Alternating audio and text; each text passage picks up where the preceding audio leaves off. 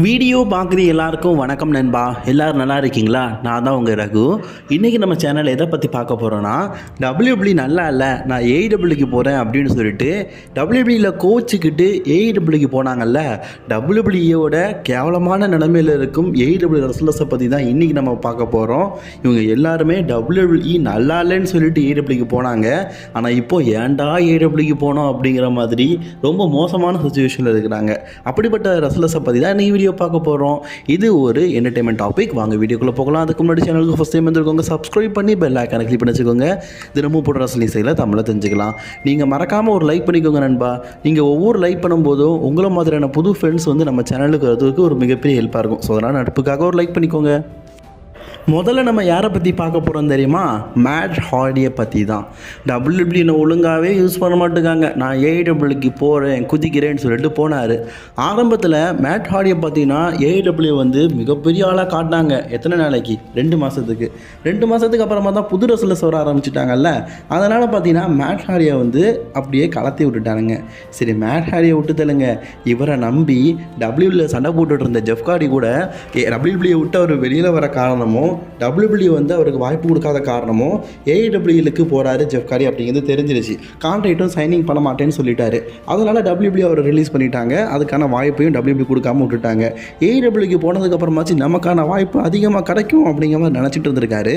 ஆனால் தொடர்ந்து பார்த்தீங்கன்னா சரக்கு அடிக்கிறது, வண்டியை தூக்கி எங்கேயா சொருவுறது, இதே பொழப்ப ரெகுலராக வச்சுட்டு இருந்தனால ஏஇடபிள்யூவும் ஜெஃப் ஹார்டியை விட்டுட்டாங்க. இப்போ ஜெஃப் ஹார்டியே பார்த்தீங்கன்னா என்னை தயவு செஞ்சு ஏஇடபிள்யூ விட்டு ரிலீஸ் பண்ணிடுங்க, என்னால் முடியலை அப்படின்னு சொல்லிட்டு கதற அளவுக்கு பார்த்தீங்கன்னா ஏஇடபிள்யூ வச்சுக்கிட்டு இருக்கிறாங்க. மேட் ஹார்டி, ஜெஃப் ஹார்டி 2 பேருமே பார்த்தீங்கன்னா அவங்களுடைய கெரியரில் ஏஇடபிள்யூக்கு போனது தான் ஒரு மிகப்பெரிய தப்பான முடிவுன்னு நினைக்கிறேன். ஒரு வேளை டபிள்யூபிள்யூ இருந்திருந்தா கூட நல்லா தான் இருந்திருக்கும். நீங்கள் கொஞ்சம் பாருங்களேன், மேட் ஹார்டியை கூட டபிள்யூபிள்யூ ஒழுங்காக காட்டலன்னு சொல்லலாம். ஆனால் ஜெஃப் ஹார்டியை அவர் டபிள்யூபிள்யூக்கு ரீசைனிங் பண்ணதுக்கப்புறமா 2 தடவை இன்டர்கான்டினென்டல் சாம்பியன்ஷிப்பு, யூஎஸ் சாம்பியன்ஷிப்பு, 4 தடவை டாக்டிங் டீட்டெயில்ஸ் சொல்லிட்டு அவர் ரிட்டர்ன் பண்ணதுக்கப்புறமா நிறைய டைம் வின் பண்ண தான் வச்சாங்க. அப்படி இருந்தும் அவர் டபிள்யூபிள்யூ விட்டு போனார். அடுத்தது இந்த லிஸ்ட்டில் நம்ம பார்க்க போகிறது ஜான் மாக்ஸ்லி தான். டபிள்யூபிள்யூ ஒழுங்கான வாய்ப்பு கொடுக்க மாட்டேங்காங்க அப்படின்னு சொல்லிட்டு ஏஇடபிள்யூக்கு போனார். உண்மையாக சொல்லணும்னா ஜான் மாக்ஸ்லி வந்து டபிள்யூபிள்யூ இருந்திருந்தாருன்னா கண்டிப்பாக இப்போ இருக்கிற சுச்சுவேஷன் மாதிரி பெரிய லெவலில் இருந்திருப்பாரான்னு கேட்டிங்கன்னா கண்டிப்பாக மாட்டார். ஆனால் ஏஇடபிள்யூக்கு போனதுக்கப்புறமா உலகத்தின் சிறந்த ரெஸ்லர் அப்படின்னு சொல்லிட்டு பிடபிள்யூஐயே பார்த்தீங்கன்னா பெருமைக்குரிய விஷயமா சொல்கிற அளவுக்கு மிகப்பெரிய உச்சத்துக்கு போயிட்டார். உண்மையிலேயே இது ஒரு நல்ல விஷயந்தான். அதே நேரத்தில் இன்னொரு விஷயத்தையும் நான் சொல்லியே ஆகணுங்க. ஜான் மாக்ஸ்லியை பொறுத்த வரைக்கும் டபிள்யூபிள்யூவில் பார்த்தீங்கன்னா ஒரு டீசெண்டான ரெஸ்லர்.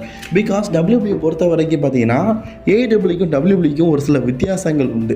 டபிள்யூபிள்யூ பொறுத்த வரைக்கும் அவங்க பார்த்தீங்கன்னா பிஜி நெட்வொர்க்கில் தான் டெலிகாஸ்ட் பண்ணுறாங்க.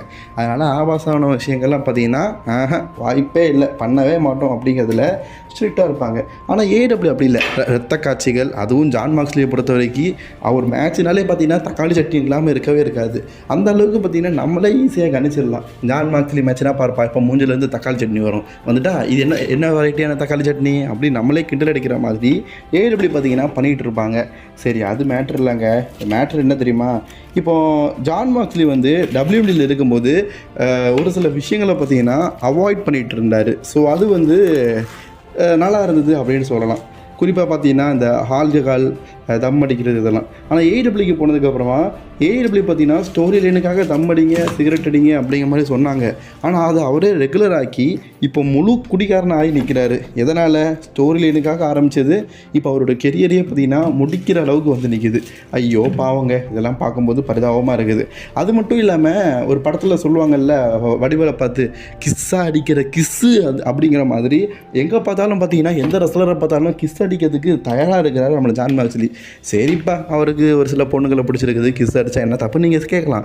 ஆக்சுவலி ஜான் மாக்ஸ்லி வந்து பொம்பளையே கிஸ் அடித்தா பரவாயில்ல, ஆனால் கிஸ் அடிக்கிறது ஆம்பளையில் கிஸ் அடிக்கிறாரு, இதை தான் சொல்லுவாங்க போல இருக்குது. அந்த அளவுக்கு வெறி மாப்பிள்ளைக்கு அப்படின்னு என்னத்தை சொல்ல.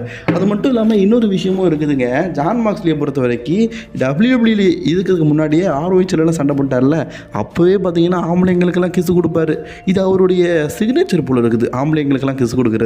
சை, கன்றாவியாக இருக்க பார்க்கறதுக்கு அப்படின்னு நீங்கள் சொல்லலாம். ஆனால் இதுதான் மிகப்பெரிய விஷயம் யாரை பொறுத்த வரைக்கும், யாரையோ பொறுத்த வரைக்கும். ஆனால் என்னால் இதை பார்க்க முடியலப்பா, அவ்வளோ வெறி மாப்பிள்ளைக்கு. அடுத்தது நம்ம பார்க்க போகிறது யாரை தெரியுமா? Big show. டபிள்யூபிள்யூ என்னப்பா டபிள்யூபிள்யூ என்ன நீங்கள் ரேண்டி ஆட்டன் கிட்ட கெட்ட வார்த்தையெல்லாம் பாவங்க வச்சுட்டீங்கல்ல, என்ன சொம்ப நினச்சிங்களா? நான் ஏடபிள்யூவில் பாருங்கள் பால் ஒயிட்டாக போகிறேன்னு சொல்லிட்டு போனார். Is the big show.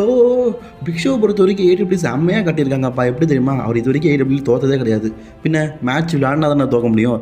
அவரே ஆடிக்கு ஒருக்கா அமாவாசை ஒருக்கா மேட்ச் போட்டார்.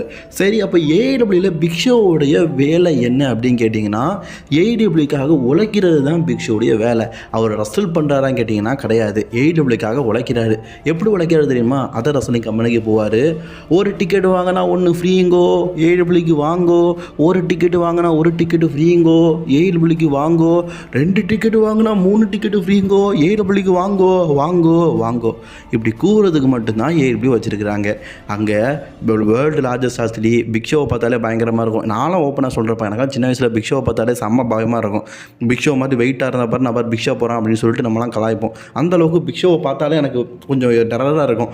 சின்ன வயசுலலாம் பிக் ஷோ கூட இன்னொரு ரசலர் மோதினாலே செத்தான்ப்பா, பிக் ஷோ கூட மோதுறாம்ல செத்தான் அப்படிங்கிற மாதிரி நாங்களே சொல்லுவோம். அந்தளவுக்கு ரொம்ப பலசாலியான பிக் ஷோவை இப்போ ஏடபிள்யூ என்ன வச்சுருக்குறாங்க?